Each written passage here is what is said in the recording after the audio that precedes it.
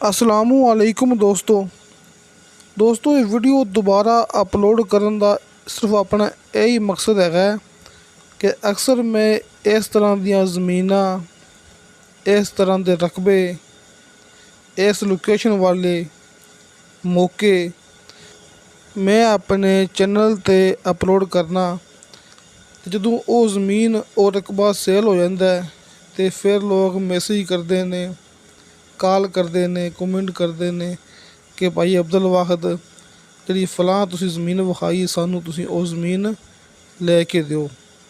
तो अगर सेल ना भी हुए तो फिर भी जिमें मेरे दोस्तों को पता है कि आए दिन रकबे महंगे होंदे पे ने। बेशक फसलां सस्तियां हो जावन कुछ मर्जी हो जाए लेकिन एक गल तुसी अपने कोले नोट करके रख लवो ज़मीन भावें जिहड़े इलाके च मर्जी है जिहो जी मर्जी है उन्हें महंगा होना है।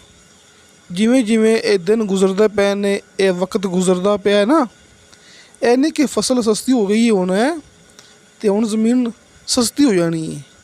दोस्तों ज़मीन सस्ती नहीं होंदी, ज़मीन हमेशा तो महंगी होंदी है। इतिहास गवाह है ज़मीन महंगी होंदी ज़मीन सस्ती नहीं होंदी जे भावें वो जिहड़े इलाके की मर्जी होवे ते भावें वो ज़मीन जिस तरह की मर्जी होवे। तो दोस्तों जिहड़ा अपने कोल ये अज वाला रकबा है ना ये 7 कनाल ये मेन डबल कारपेट रोड ते इत्थे 200 फुट फ्रंट 7 कनाल यानी कि 1 एकड़ दे विचों 1 कनाल कम 7 कनाल ये ज़मीन हैगी है ते इस मेन कारपेट रोड ते 200 फुट फ्रंट है। दोस्तों एक हुंदा सिंगल कारपेट रोड दोस्तों ये वो नहीं हैगा जी ये हैगा मेन डबल कारपेट रोड जिथे अपनी ज़मीन का फ्रंट है। तो ये ज़मीन मेरे दोस्तों के सामने अच्छी मिट्टी वाली ये खालस मिट्टी वाली ये अपने कोले ये ज़मीन हैगी जी जड़ी मैं तकरीबन कोई 2 दिन पहले भी अपने चैनल ते अपलोड कर चुकिया। तो दोस्तों मैं ये गल कीती सी कि इनदे विच कोई शक नहीं हैगा कोई शुबा नहीं हैगा तुसी मौके ते आओ मालक दे नाल खुद मुलाकात करो तो ये मौका वेखो सज्जे खब्बे कीमत की हैगी है तो मालक नूं की मजबूरी हैगी है कि वो ज़मीन इन्नी कम कीमत दे विच सेल करता पिया है। तुसी ये गल खुद मनोगे मौके ते आके कि वाकई ये भाई होरियां नूं मजबूरी है इस वास्ते ये ज़मीन बहुत कम कीमत विच सेल करते पे ने। मैं दोस्तों नूं 2 दिन पहले भी ये गल कीती सी अज फिर मैं उही गल दोबारा करदा पिया कि इत्थे 1 लाख रुपए का कम अज़ कम 1 लाख रुपए का फी मरला प्लाट सेल होंदा पिया जी जिथे आप मौजूद है ना नाल आबादी हैगी। दोस्तों मैं ये जूम करके दिखा चुके हैं दोबारा फिर दिखा देंगा कि इत्थे जिथे आप खड़े हैं ये नहीं कि अपने तो कोई मरबा फासला या 2 मरबे फासले ने नहीं दोस्तों जिथे आप इस टाइम मौजूद है ना इत्थे 1 लाख रुपए का फी मरला प्लाट सेल हो रहे हैं। कम अज़ कम 1 लाख रुपए का फी मरला प्लाट इत्थे सेल होंदे पे ने।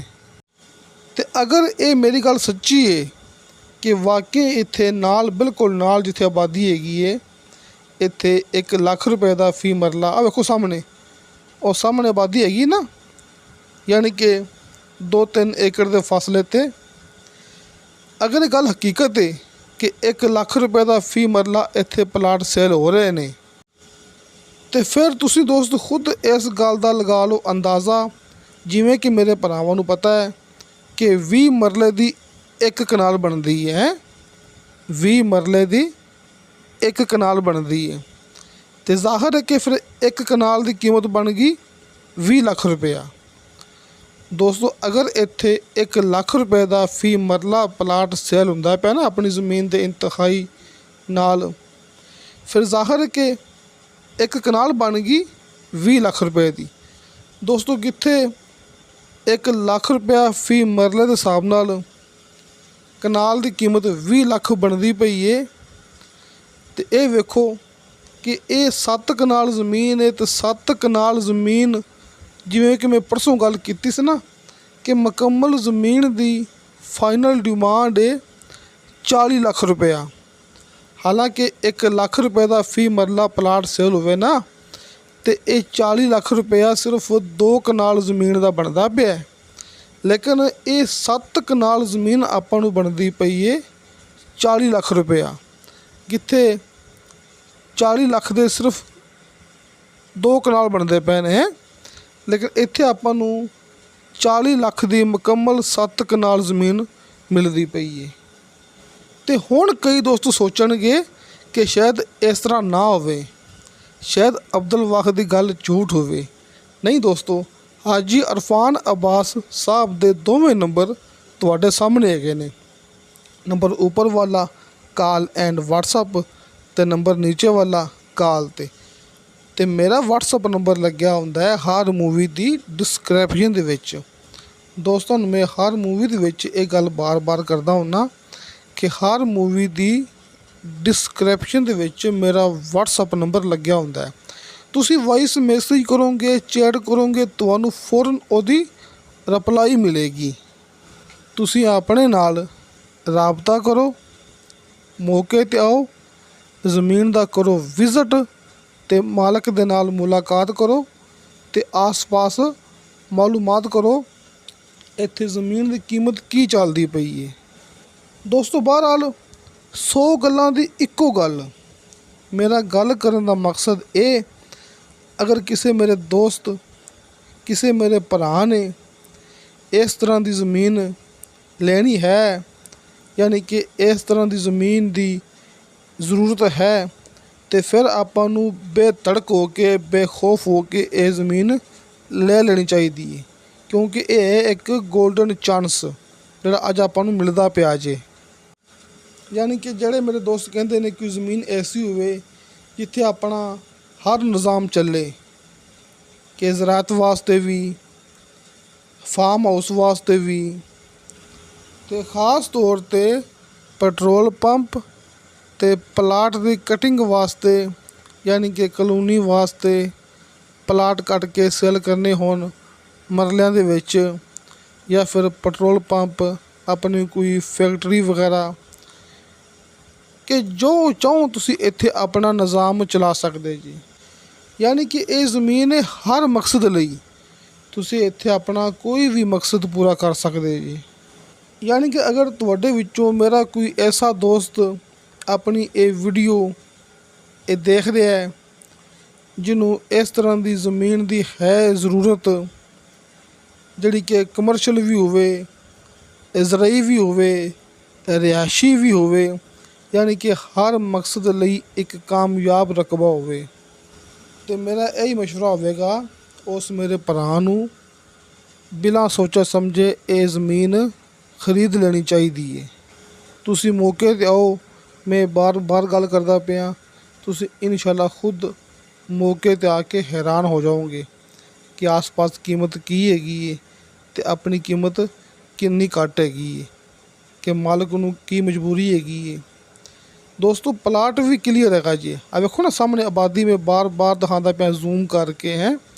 ਇੱਥੇ ਮੈਂ ਗੱਲ ਕੀਤੀ ਹੈ ਨਾ ਕਿ ਇਸ ਜਗ੍ਹਾ 'ਤੇ 1 ਲੱਖ ਰੁਪਏ ਦਾ ਫੀ ਮਰਲਾ ਪਲਾਟ ਸੇਲ ਹੋ ਰਿਹਾ ਹੈ, ਕਮ ਅਜ਼ ਕਮ 1 ਲੱਖ ਰੁਪਏ ਦਾ ਫੀ ਮਰਲਾ ਪਲਾਟ ਪਿੱਛੇ ਹਟ ਕੇ ਸੇਲ ਹੋ ਰਿਹਾ ਜੀ। ਤੇ ਦੋਸਤੋ 7 ਕਨਾਲ ਜ਼ਮੀਨ, 200 ਫੁੱਟ ਫਰੰਟ, 40 ਲੱਖ ਰੁਪਇਆ ਮੁਕੰਮਲ 7 ਕਨਾਲ ਜ਼ਮੀਨ ਦੀ ਫਾਈਨਲ ਡਿਮਾਂਡ।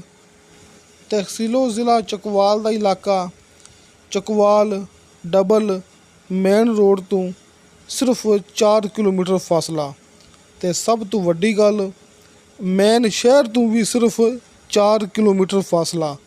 ਯਾਨੀ ਕਿ ਦੋਸਤਾਂ ਨੂੰ 4 ਕਿਲੋਮੀਟਰ ਫਾਸਲੇ 'ਤੇ ਸ਼ਹਿਰ ਮਿਲੇਗਾ ਤੇ ਮੇਨ ਡਬਲ ਰੋਡ ਮਿਲੇਗਾ।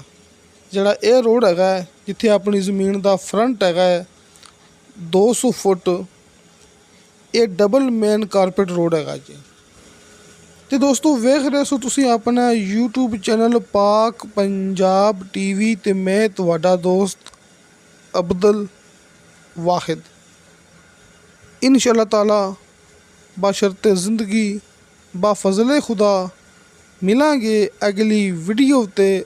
ਅੱਲਾ ਹਾਫਿਜ਼।